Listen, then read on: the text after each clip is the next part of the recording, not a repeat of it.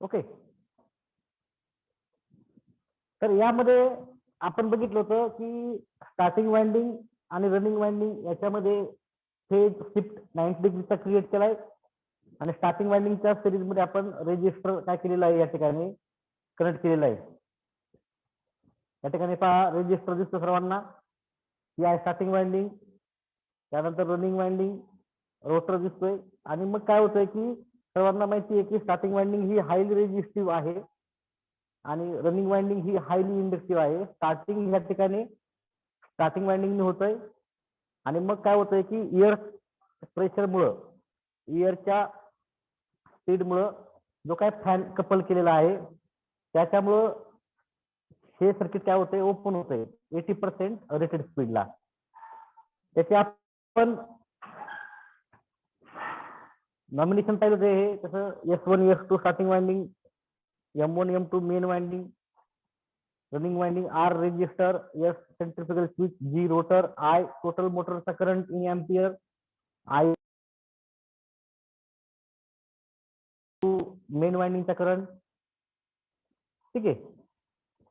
त्याचं ऑपरेशन पाहिलं होतं आपण की स्टार्टिंग वाइंडिंग म्हणून करंट फ्लो होतोय आणि रनिंगला मग तो स्विच कसा ओपन होतोय आणि फेजर डायग्राम पाहिलं पहा. हा स्टार्टिंग वाइंडिंगचा करंट, हा रनिंग वाइंडिंगचा करंट आणि हे अप्लाइड व्होल्टेज. तर ह्या दोन्हींचा I1 आणि I2 चा रिझल्टंट काय आलेला आहे I आलेला आहे म्हणजे टोटल करंट आलेला आहे. ओव्हरऑल इंडक्शन मोटर बघितलं तर ती इंडक्टिव्ह लोड आहे म्हणून ह्या ठिकाणी करंट हे लॅगिंग आहे कशाला सप्लाय व्होल्टेजला. त्याचे आपण टॉर्क स्पीड कॅरेक्टरिस्टिक पाहिली, ऍप्लिकेशन पण पाहिले आपण त्याचे. त्यानंतर दुसरी आपण बघितली कॅपॅसिटर स्टार्ट इंडक्शन रन. आता ह्या ठिकाणी काय केलंय रेजिस्टन्सच्या ऐवजी आपण कॅपॅसिटर यूज केलेला आहे. ओके. म्हणजे तेच प्रिन्सिपल आपण बघितलेलं आहे. परत आपण त्याचं थिअरी बघितली, त्यानंतर त्याचं ऍप्लिकेशन टॉर्क स्लिप कॅरेक्टरिस्टिक पाहिली आपण. स्टार्टिंग टॉर्क हा कसा येतोय स्मॉल ऑर मॉडरेट येतोय. त्याची कॅपॅसिटर जोडल्यामुळे स्टार्टिंग वाइंडिंगचा करंट लिडिंगला गेलाय सप्लाय व्होल्टेजला आणि रनिंग वाइंडिंगचा करंट हायली इंडक्टिव्ह असल्यामुळे व्होल्टेजला काही लॅगिंग आहे. I1 आणि I2 चा म्हणजे ओव्हरऑल जो आलेला आहे तो आहे टोटल करंट आहे. इथं पण व्होल्टेज लीड आहे, करंट काय आहे लॅगिंग आहे. आपण त्याची ऍप्लिकेशन पण पाहिली. आता आपण तिसरी बघितली कॅपॅसिटर स्टार्ट कॅपॅसिटर रन. दोन कॅपॅसिटर वापरली इथं C1 C2 आणि रनिंग पण आहे. C2 हा फक्त स्टार्टिंग आहे. तर हे सर्किट काय होतंय रनिंग मध्ये ओपन होते म्हणजे या वाइंडिंग मध्ये स्टार्टिंग आणि रनिंगला कॅपॅसिटर यूज केला जातो आणि ही वाइंडिंग कट होत नाही शेवटपर्यंत. म्हणजे ओव्हरऑल जो टॉर्क आहे त्या मशीनचा तो आपल्याला हाय मिळतो. आणि त्याची बघा कॅरेक्टरिस्टिक आपण बघितली स्टार्टिंग टॉर्क आणि रनिंग टॉर्क कसा आपल्याला भेटतो मॅक्झिमम भेटते. या पॉइंटला काय होते सेंट्रिफ्युगल स्विच काय होते ओपन होते कारण 80% स्पीड आलेला आहे आणि ह्या स्पीडमुळे काय झालेलं आहे की जो काय फॅन कपल केलेला आहे इंडक्शन मोटरच्या शाफ्टला त्या एअर प्रेशरमुळे काय होतंय तो स्विच काय होतो ओपन होतोय. मी अगोदर सांगितलं होतं तो इलेक्ट्रोमेकॅनिकल ऑपरेटेड स्विच आहे. या ठिकाणी पहा स्टार्टिंग वाइंडिंगचा करंट I1, रनिंग वाइंडिंगचा करंट I2 दोन्हींचा इक्विव्हॅलंट गायला I आलेला आहे. या ठिकाणी हा अँगल जो आहे हा कमी होतो पहा. तर कॅपॅसिटर स्टार्टिंगला पण आहे रनिंगला पण आहे. पुढे आपण याचे ऍप्लिकेशन बघितले. डिफरन्स पाहिला आपण. डिफरन्स मध्ये आपण three phase induction motor, single phase induction motor बघितलं, सप्लाय बघितलं, इकडे थ्री फेज इकडे सिंगल फेज, वाइंडिंग इकडे थ्री फेज डिस्ट्रीब्युटेड असते, इकडे starting winding running winding, three फेजची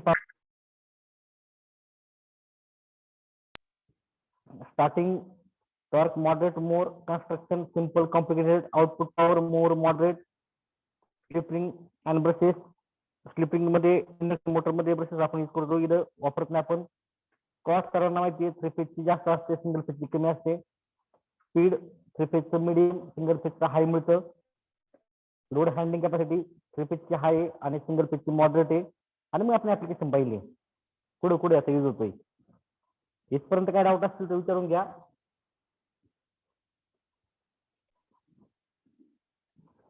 आज आपण थ्रेडेड पोल इंडक्शन मोटर ही आपण पाहणार आहोत.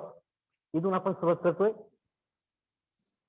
तर पहा या ठिकाणी जे काय स्टेटर वाइंडिंग आहे ती काय केलेली आहे, एका थोड्याशा स्लॉटने डिवाइड केलेली पहा. आणि इथं काय केलेली आहे, जी काय आहे आपण म्हणूया शेडेड रिंग, ही कॉपरची किंवा ब्रासची म्हणजेच हायली इंडक्टिव्ह मटेरियलची आपण यूज केलेली आहे. तर ह्या ठिकाणी पहा single phase 230 volt AC supply आपण अप्लाय केलाय. हा आपण स्टेटर वायंडिंग दिलेला आहे. स्टेटर वायंडिंग पहा या ऍज लाईक डीसी मशीन मध्ये आपण फील्ड पोल पाहतो तसे आपण फील्ड पोल ह्या ठिकाणी यूज केलेले आहेत. पण ह्या ठिकाणी काय केलेलं आहे की स्टेटरचं कन्स्ट्रक्शन पहा असं केलेलं आहे. जो काय स्टेटर आहे तो ह्या ठिकाणी ह्या पद्धतीने काय केलेलं आहे, त्याचं स्लॉट क्रिएट केलेलं आहे. याच्यावरती जी काय आहे अशी, याच्यावरती सर्वांना माहिती आहे की स्टार्टिंग वायंडिंग म्हणजे स्टेटर वायंडिंग आहे ते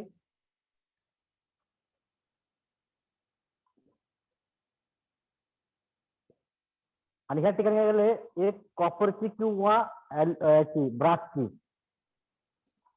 म्हणजेच हायली इंडक्टिव्ह मटेरियलची ही या ठिकाणी आपण काय केलेली आहे, रिंग आपण इन्सर्ट केलेली आहे.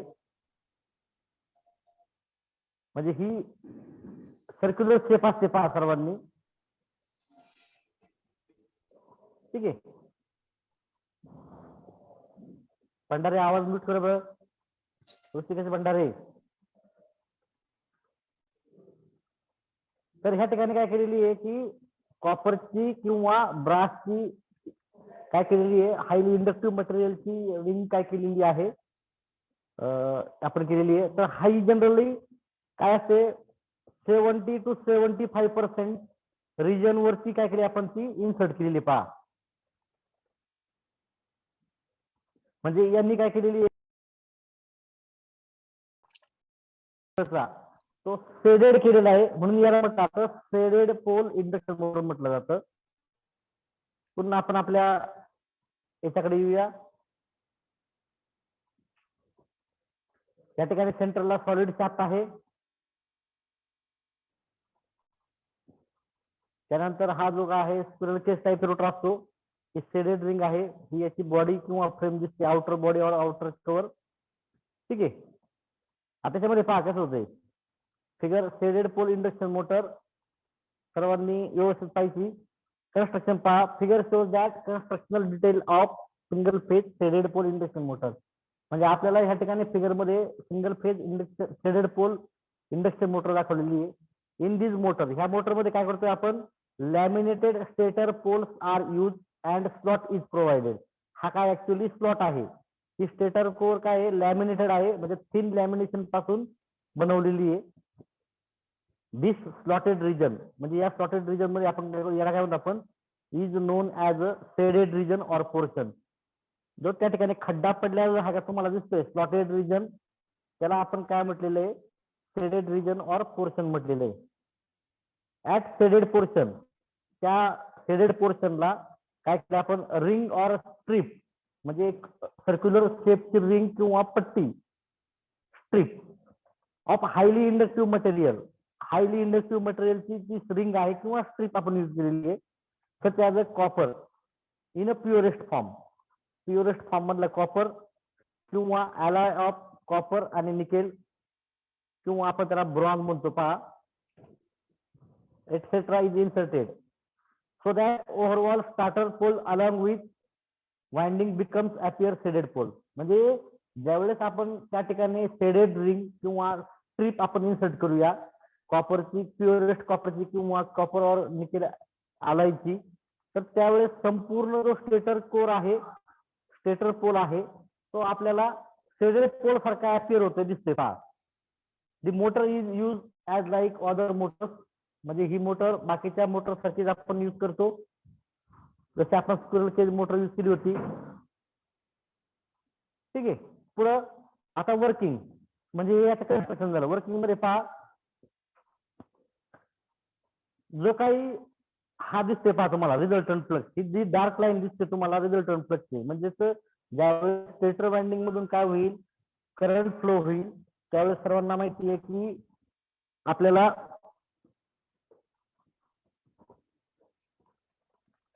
स्टेटर वाइंडिंग म्हणून जेव्हा आपण करंट फ्लो करतो त्यावेळेस स्टेटर पोल हा इलेक्ट्रोमॅग्नेट म्हणून ऍक्ट होतो आणि त्यावेळेस काय करतोय तो फ्लक्स डिस्ट्रीब्यूट करतोय. तर हा त्यावेळेस काय असेल रिझल्टंट फ्लक्स काय असेल सेंटरला असेल पहा. आणि 4 T5 T6 हे वेगवेगळे काय इन्स्टंट आहेत. आता फिगर बी मध्ये काय दाखवलंय रिझल्टंट फ्लक्स पहा शिफ्ट झालाय कुठं राईट साईडला. ठीक आहे. आता असं का होतं पहा लेट इथं पहा T1 instant at which stator pole flux is ∅1 म्हणजे त्यावेळेस स्टेटर पोलचा फ्लक्स काय आहे ∅1 त्याचं युनिट काय आहे weber. T2 same instant at which stator pole flux is ∅2 in weber. T2 चा फ्लक्स काय आहे त्यावेळेसचा फ्लक्स ∅2. T3 टाइम इंटरव्हल असताना त्या इन्स्टंटला फ्लक्स किती होता ∅3 होता. T4 ला म्हणजे त्या इन्स्टंटला फ्लक्स किती होता ∅4 होता. T5 ला काय होतंय की त्यावेळेस फ्लक्स काय होता ∅5 होता आणि या ठिकाणी ∅ दिसतोय तो रिझल्टंट फ्लक्स दिसतोय इन वेबर मध्ये. म्हणजे या ठिकाणी पहा आपल्याला T4 पाहायचं आहे. T4 बरोबर ह्या एक्झॅक्टली रिंग मधून पास होतोय. मग त्यावेळेस काय होते पहा त्यावेळेस जी सायकल आहे पहा सायकलला काय होतं हायली इंडक्टिव्ह असल्यामुळे काय होतं इथे थोडासा स्पाइक क्रिएट होतोय आणि हा स्पाइक क्रिएट झाल्यामुळे काय होतंय त्याच प्रोपोर्शनला काय होतंय निगेटिव्ह याला तिथं नॉच किंवा स्लॉट क्रिएट होतोय. म्हणजे आपल्याला दिसतं या ठिकाणी पॉझिटिव्ह हाफ सायकलचा करंट किंवा फ्लक्स हा काय आहे पॉझिटिव्ह हाफ सायकलचा फ्लक्स जास्त आहे कारण एवढा फ्लक्स त्याच्यामध्ये ऍड झालाय आणि निगेटिव्ह हाफ सायकलचा फ्लक्स काय झालाय लेस झालेला आहे म्हणजे एवढा फ्लक्स काय झालेला आहे कमी झालाय. ते कशामुळे झालं पहा T4 ला झाले T4 आणि T5 च्या मध्ये झाले पहा T4 आणि T5 च्या मध्ये. तर इथं काय झालंय ज्या वेळेस जो काही फ्लक्स आहे तो शेडेड रिंग मधून पास होईल त्यावेळेस काय होतंय आपल्याला दिसतंय की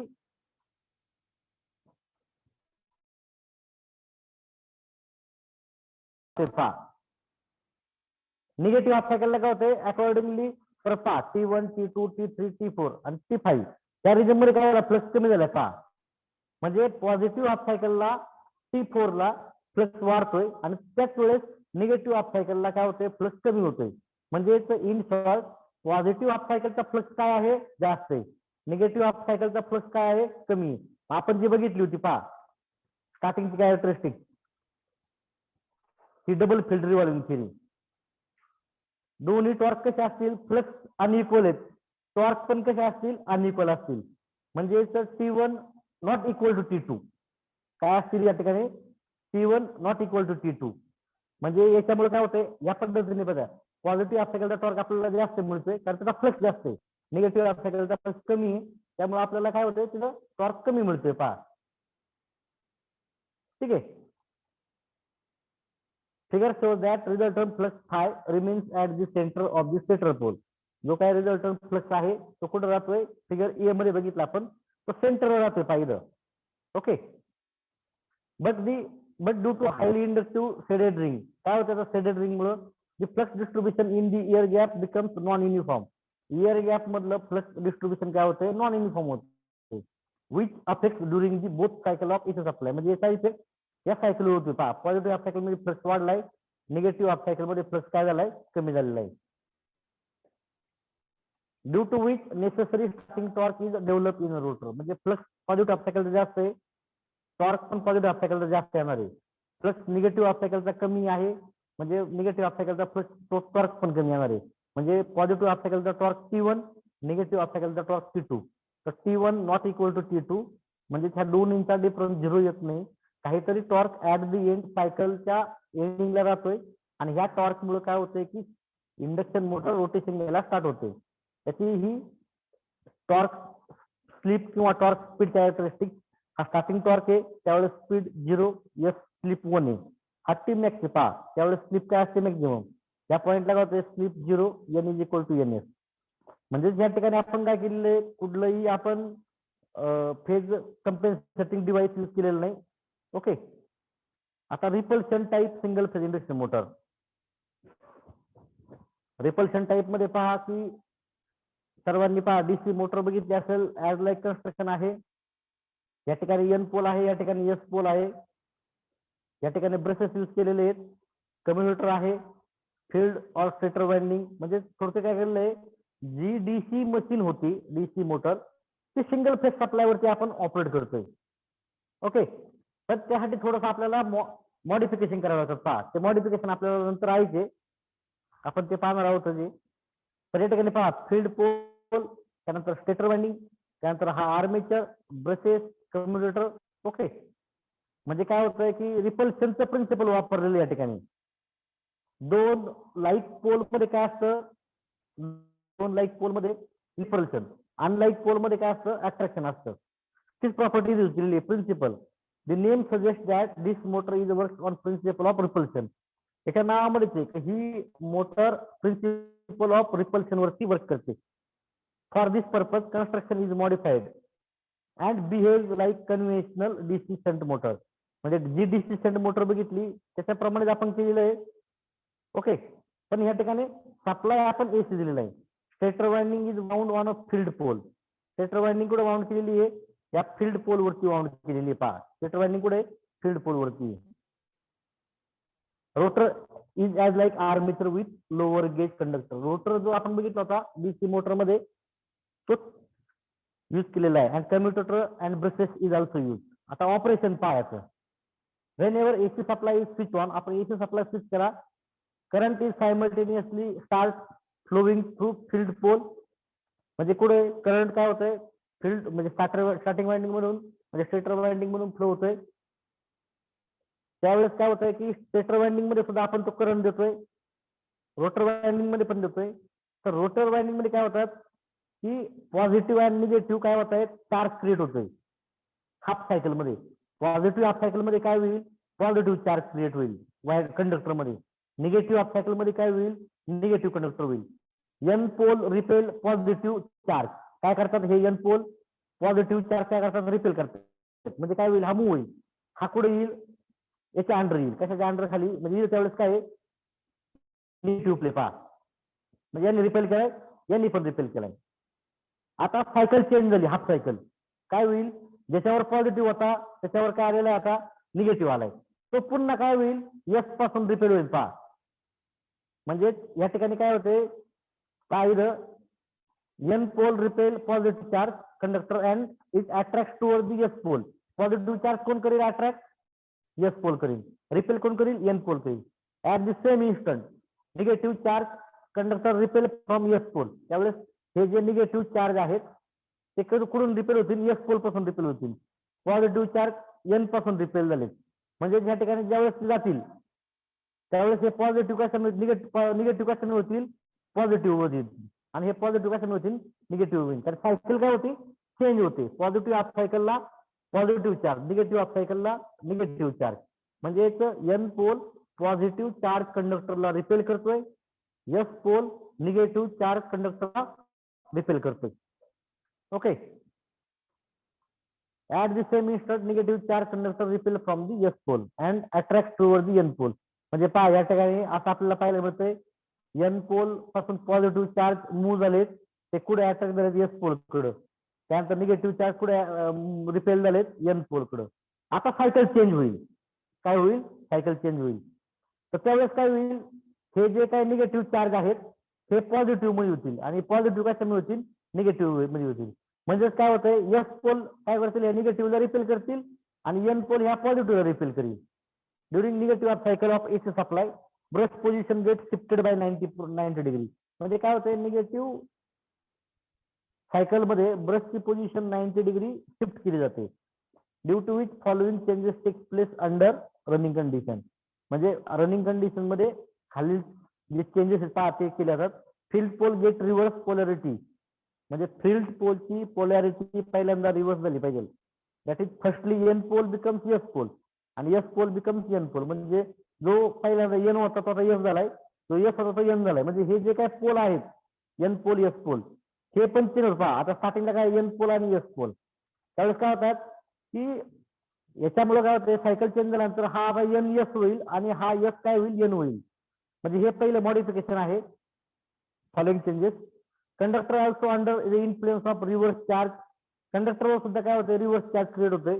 that is positive charge it becomes negatively charge आणि वाईस वर्सा. म्हणजे ज्या कंडक्टरवर पहिल्यांदा निगेटिव्ह चार्ज होता तो चेंज होतोय. जे निगेटिव्ह आहेत ते पॉझिटिव्ह होत आहेत आणि जे पॉझिटिव्ह आहेत ते निगेटिव्ह होत आहेत.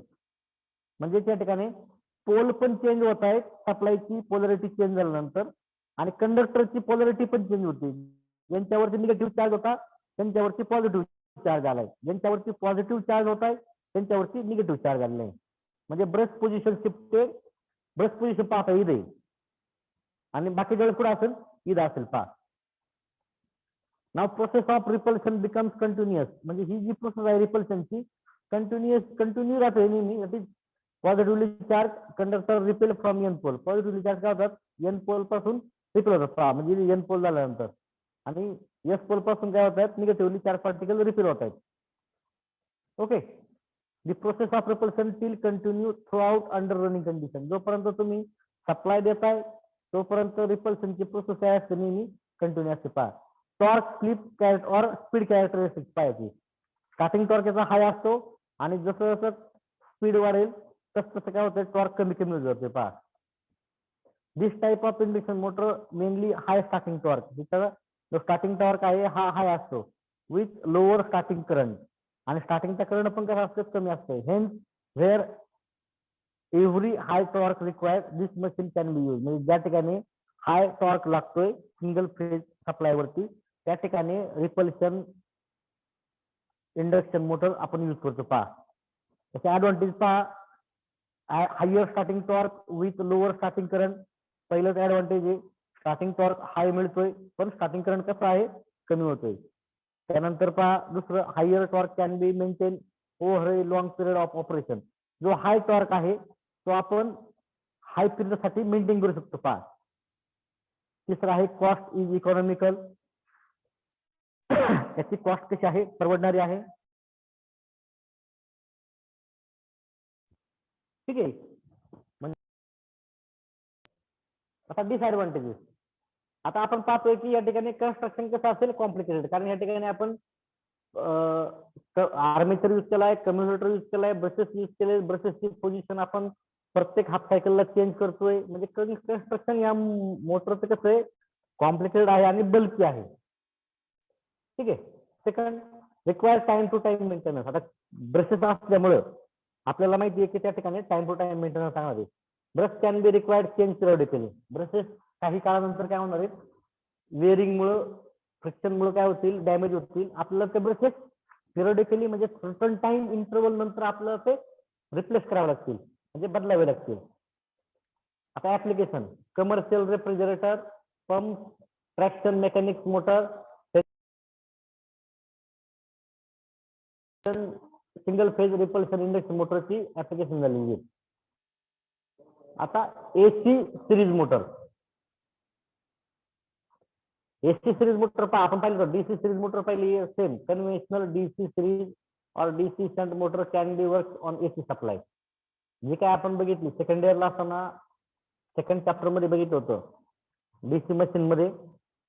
तर त्या ठिकाणी आपण बघितलं होतं की डीसी मशीनचे तीन टाईप पडतात. पहिला आहे डीसी शंट, दुसरा आहे डीसी सिरीज आणि तिसरा आहे डीसी कंपाऊंड. तर ज्या कन्व्हेन्शनल डीसी सिरीज और डीसी शंट मोटर आहेत ते आपण एसी सप्लाय वरती ऑपरेट करू शकतो. बट रेटेड स्पीड आणि gross torque cannot be obtain. पण जो डीसी सप्लाय दिल्यानंतर मिळायचा तसा तो आपल्याला या ठिकाणी मिळू शकत नाही एसी मुळे. टू ओव्हरकम दिस लिमिटेशन म्हणजे आपल्याला त्याला एसी मध्ये करायचंय आणि स्पीड आणि टॉर्क सुद्धा काय झाला पाहिजे आपला थोडासा जवळपास डीसी मोटर सारखाच मिळाला पाहिजे. त्यासाठी आपण थोडेसे मॉडिफिकेशन करतोय. Hence it can be work on AC supply. म्हणजे तो एसी सप्लायवर पण वर्क झाला पाहिजे डीसी मोटर. दुसरी गोष्ट की जो टॉर्क डीसीच्या सप्लाय मुळे मिळायचा त्याचाच अप्रोक्सिमेटली नियर अबाउट टॉर्क आपल्याला एसी सप्लाय पासून मिळाला पाहिजे. म्हणून या ठिकाणी आपण थोडेसे मॉडिफिकेशन करतोय. पहिलं मॉडिफिकेशन आहे reduce number of field winding turn. Field वाइंडिंगच्या टर्न्स कमी करायच्यात. आता काय होतं याच्यामुळे पहा to reduce field winding inductance so that it can be control main flux. आपल्याला सर्वांना माहिती आहे की फ्लक्स डीसी मोटर मध्ये काय करायचा मेन रोल प्ले करायचा बरोबर. म्हणजे आपल्याला माहित होतं N is inversely proportional to phi. Flux कमी झाला स्पीड काय व्हायचा, वाढायचा पहा. Okay. Field winding flux should be less number. कसा पाहिजे तो फील्ड वाइंडिंगचा फ्लक्स लेस नंबर पाहिजे. In this case conductor of high gauge or larger cross sectional area are use. Flux कधी हाय होईल जर म्हणजे फ्लक्स कधी लेस होईल जर आपण टर्न्स कमी यूज केल्या. पण टर्न्स कमी यूज केल्या तर करंटचा आपला रेट फ्लो झाला पाहिजे. म्हणून टर्न्स काय केलेले आहेत कन्व्हेन्शनल डीसी मोटर मध्ये फील्ड वाइंडिंगच्या टर्न्स जर 100 असतील तर या ठिकाणी आपण किती केल्यात म्हणजे आपण त्याचा गेज वाढवतोय पहा. Use of laminated part as main field can be control by less number of field winding. म्हणजे फील्ड वाइंडिंग कशी आहे लेस नंबर ऑफ टर्न आहे. त्याचा flux less number of turn आहे. फ्लक्स त्याचा कसा येईल मग कमी येईल. आपल्याला फ्लक्स कसा पाहिजे कमी पाहिजे. त्याला सर्वांना माहिती की डीसी सिरीज मोटर आपण नो लोडला कधी स्टार्ट करत नाही बरोबर. तसंच एसी सिरीज मोटर सुद्धा आपण नो लोडला स्टार्ट करत नाही. त्यासाठी आपण इनिशियली लोड अप्लाय करतोय. म्हणजे काय होतं या ठिकाणी जे काय मेन फील्ड आहे ते कंट्रोल कशामुळे होतंय less number of field winding. In this practice main flux should be remain present in the air gap. जो काही मेन फ्लक्स आहे तो कसा राहायला पाहिजे एअर गॅप मध्ये प्रेझेंट राहायला पाहिजे. But if core is made from solid part म्हणजे जर आपण कोर बनवली सॉलिड पार्ट तर एडी करंट लॉसेस काय होत आहेत त्या ठिकाणी वाढत आहेत. सर्वांना माहिती आहे एडी करंट लॉसेस कसे वाढत आहेत जर सॉलिड पार्ट असेल तर. आणि तो पार्ट जर आपण लॅमिनेटेड यूज केला तर काय होतंय त्या ठिकाणी आपल्याला पाहायला मिळतंय की लॅमिनेटेड पार्ट मुळे एडी करंट लॉसेस कमी होतात. तर सर्वांना माहिती eddy current losses directly proportional to thickness of square. म्हणजे तो जो पार्ट आहे मेकॅनिकली आपल्याला सॉलिड दिसत असेल पण इलेक्ट्रिकली कसा आहे तो लॅमिनेटेड आपण यूज केलेला आहे. To minimize eddy current losses always thin lamination are use. कारण का एडी करंट लॉसेस थिकनेसच्या स्क्वेअरला प्रोपोर्शनल असतात. मी मागे सांगितलं होतं हे का थ्री फेज इंडक्शन मोटरच्या कन्स्ट्रक्शन वेळेस थिकनेस सपोज इनिशियली किती आहे 5 सेंटीमीटर आहे. किती लॉसेस होतील 25 वॅट होतील. आता आपण स्मॉल लॅमिनेशन यूज केलेले आहेत 0 म्हणजे 0. किती होईल 25 होईल. ठीक आहे. तिसरं मॉडिफिकेशन आहे increase ampere turns of armature. आता आपण फील्ड वाइंडिंगच्या टर्न्स कमी केल्यात. फील्ड वाइंडिंगचा फ्लक्स कमी केलाय. फील्ड वाइंडिंगचा area of cross section conductor वाढवलाय.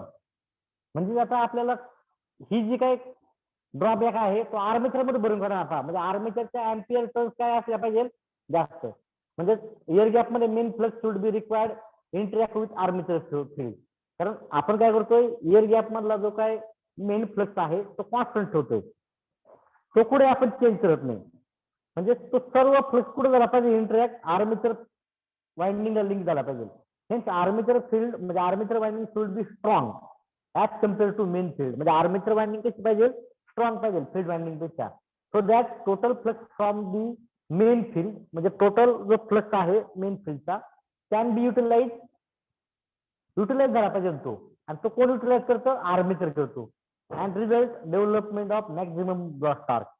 म्हणजे आपल्याला जो काय एअर गॅप मधला मेन फील्ड आहे आणि फील्ड वाइंडिंगचं फील्ड आहे हे दोन्ही फील्ड इफेक्टिव्हली यूज झाले पाहिजे युटिलाइज झाले पाहिजे. त्यासाठी आर्मेचरच्या एम्पियर टर्न्स कशा पाहिजे जास्त पाहिजे. कारण काय होईल तो त्या ठिकाणी लिंक होईल. त्याच्यामुळे काय होईल त्या ठिकाणी करंट फ्लो होईल आणि त्या ठिकाणी मग ग्रॉस टॉर्क तयार होईल. फॉर दिस परत number of armature ampere turns म्हणजे winding turns with maximum current carrying capacity should be increases. Ampere turn म्हणजे काय प्रत्येक वाइंडिंगचे टर्न जास्तीत जास्त करंट काय करते कॅरी करते. म्हणून आपण ते वाढवतोय. The armature of AC series motor is larger in size as compared to conventional DC motor. आता या ठिकाणी आपण एम्पियर टर्न्स वाढवलेले आहेत. त्यामुळे काय झालंय की आर्मेचर जो आहे एसी सिरीज मोटरचा हा कन्व्हेन्शनल डीसी मोटर पेक्षा काय असतो जरा थोडासा मोठा असतो. याच्यामुळे काय होतं मशीनची साईज थोडीशी वाढते. पहा यूज ऑफ कंपेन्सेटिंग वाइंडिंग. आता कंपेन्सेटिंग वाइंडिंग काय आहे armature magnetic field become strong. आता काय या ठिकाणी आर्मेचरचं मॅग्नेटिक फील्ड स्ट्रॉंग आहे, तर हे कुठं लिंक होईल, मग फील्डला लिंक होईल, बरोबर. आणि फील्डला लिंक झाल्यानंतर काय होईल, त्या ठिकाणी फील्ड वाइंडिंगला ते अजून वीक करील. आलं लक्षात. आर्मेचरचं मॅग्नेटिक फील्ड स्ट्रॉंग आहे. आता आतापर्यंत आपण बघितलं का, तर अँपियर टर्न्स जास्त कोणाचे आहेत, आर्मेचरचे आहेत. फील्ड कशी आहे, आपण वीक क्रिएट केलेली आहे. आता ऑलरेडी जर आपण काय केलंय की आर्मेचरचं मॅग्नेटिक फील्ड सर्वांना माहिती आहे स्ट्रॉंग आहे, आणि हे मॅग्नेटिक फील्ड इयर गॅप 3 ते 5 mm चा इयर गॅप क्रॉस करून पुढे लिंक होईल, फील्ड वाइंडिंगला लिंक होईल. याच्यामुळे काय होईल, त्या ठिकाणी आर्मेचर रिएक्शन होईल, आणि आर्मेचर रिएक्शन झालं तर सर्वांना माहिती आहे की त्या ठिकाणी काय होईल, मेन फील्ड काय होईल, वीक होईल. मेन फील्ड वीक झालं म्हणजे काय होईल, परत आर्मेचरचं मॅग्नेटिक फील्ड कमी होते, म्हणजे स्वतः मोशनचा लॉस होते. पहा, म्हणजे armature magnetic field become strong as compare to main field produce by field winding. Hence there is a chances of armature reaction. Armature reaction म्हणजे काय, म्हणजे आर्मेचरचं मॅग्नेटिक फील्ड मेन फील्ड मध्ये काय, मेन फील्डला इंटरॅक्ट होणं. आपल्याला अपेक्षित काय आहे, फील्डमुळे आर्मेचरचं फील्ड तयार झालं पाहिजे. इथं उलट होतंय, फील्डमुळे आर्मेचरचं फील्ड तयार झाले, पण ते आर्मेचरचं फील्ड पुन्हा फील्डला लिंक होते. ओके, आणि त्या ठिकाणी काय होतंय की मेन फील्ड वीक होते. It is reaction when armature magnetic field magnetic field main magnetic field म्हणजे फील्ड वाइंडिंगला लिंक होते. असं व्हायला नको. Armature reaction has a 2 type. आता आर्मेचर रिएक्शन मुळे काय होतात, 2 टाइप होतात. एक तर डिमॅग्नेटायझेशन. डिमॅग्नेटायझेशन काय होते, इट विकन मेन मॅग्नेटिक फील्ड. म्हणजे काय होतंय, आर्मेचरचं मॅग्नेटिक फील्ड फील्ड वाइंडिंगला लिंक होते. त्या ठिकाणी काय होतंय, फील्ड वाइंडिंग आणखी कमी होते. म्हणजे काय होतंय, कॅन्सलेशन ऑफ मॅग्नेटिक फील्ड. आणि म्हणजे आर्मेचर म्हणजे फील्ड वाइंडिंगचं मॅग्नेटिक फील्ड कमी झाल्यानंतर काय होणार आहे, बट ऑब्वियस मेन फील्ड कमी होते आणि आर्मेचरचं फील्ड पण कमी होते. त्याच्यामुळे काय होते, टॉर्क सुद्धा कमी होते. आता cross magnetisation, it strengthen main magnetic field and react with armature magnetic field. म्हणजे याच्यामध्ये काय होते, दोन्ही रिॲक्शन होते.